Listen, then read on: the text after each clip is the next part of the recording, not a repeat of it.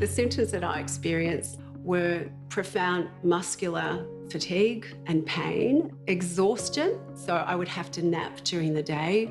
I also experienced a lot of trouble concentrating and quite significant brain fog, to the point where I knew that it would have been dangerous to drive my car at times, so I wouldn't.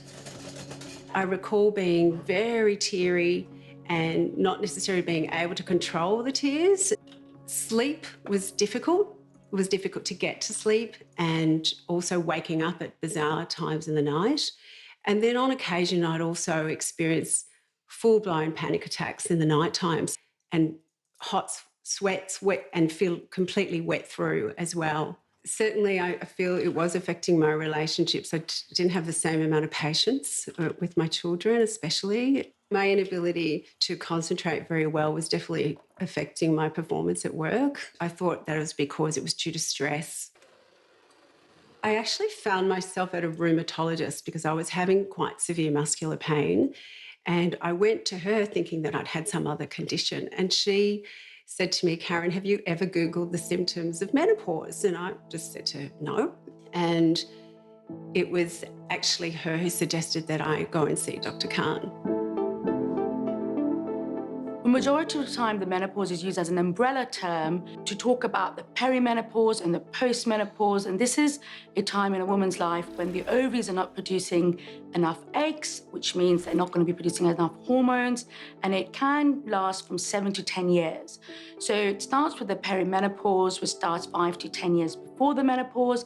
And then you go to the menopause, which is 12 months of no bleeding. And then after that, it will be called postmenopause. So I think the terminology itself can be a bit confusing, but essentially it's when women's reproductive life or her fertility is coming to an end, which is a common transition, and it's a natural transition that every woman will experience. We all associate menopause as something that will happen when we're much older, but actually majority of the women will start experiencing symptoms anywhere from their early 40s. And it's just being more aware of what the symptoms are so then they can get appropriate support. So I think the classical symptoms we associate with menopause are hot flushes and night sweats and a bit of sleep disturbance. And most of the women will put up with those symptoms, but those are not the symptoms that bother women. It's the mental health aspect, anxiety, depression, low mood, low energy, low motivation, and the cognitive symptoms which really impact women's ability to function and perform at work.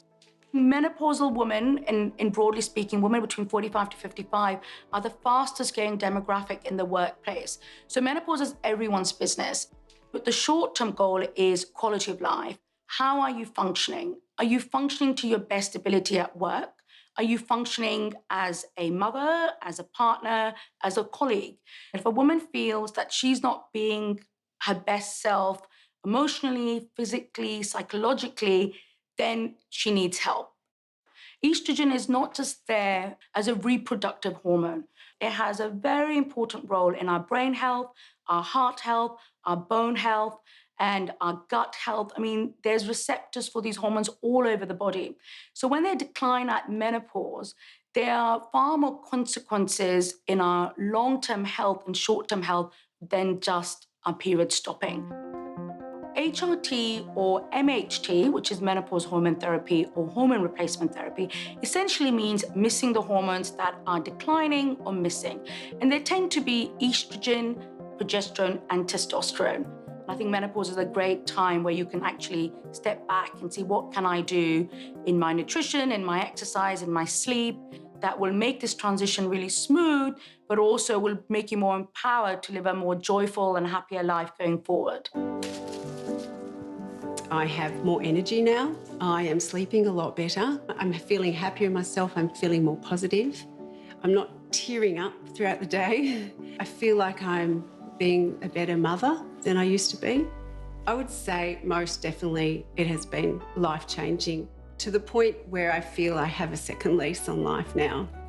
You needn't suffer with your symptoms. You can actually feel better. That's a real gift for not just the woman, but I think that's a gift for all the people who are around that woman. Menopause is not the end, it's the start. And it's the most liberating time in your life. It could be a time when you're not having to look after your children and it's about you. I think with the right mindset and the right support, women can go on to live their best lives that's yet to come.